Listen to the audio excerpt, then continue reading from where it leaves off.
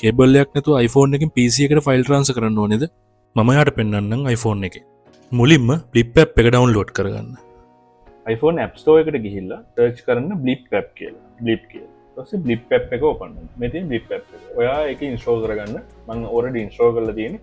ඒ නිසා මට දැන් ඒක ඕපන් කරගන්න පුළුවන්. ඊට පස්සේ මේ විදිහට Blip app එකේ ඔයාගේ email එක use කරලා log වෙන්න පුළුවන්. තම Wi-Fi එකේ ඔයාගේ computer එක සහ phone එක තියෙන්න ඕනේ. ඊට පස්සේ computer එකටත් ඔයා Blip app එක ඉන්ස්ටෝල් කරන්න ඕනේ. ඊට පස්සේ ඔයාට කරන්න තියෙන්නේ ඔයාගේ browser එකට ගියාම Blip කියලා search කරන්න Google එකේ. ඊට පස්සේ Blip app එක පෙන්නන. ඊට පස්සේ ඒක download කරන්න පුළුවන්. download කරලා install කරන්න. මම already download කරලා තියෙන්නේ. download කරලා install කරලා තියෙන්නේ. ඒ නිසා මම මේ app එක open කරන්න. මේ තියෙන Blip app එක. ඔයාට පුළුවන් Blip app එකට log වෙන්න ඔයාගේ email එක use කරලා ඔයා Blip app එකට log වුණාට පස්සේ ඔයාගේ iPhone එක Blip app එකේ පෙන්නනවා. ඔයාට පුළුවන් ඔයාට computer එකේ phone එකට files එවන්න පුළුවන්. ඔයා කැමති file එකක් select කරලා මේ file එක එවන්න ඕන කියලා හිතමු. share කරලා PC එකට පෙන්නනවා. Windows PC කියලා. මොකද ඔයාගේ එකම email එකෙන් නම් log වෙලා තින්නේ.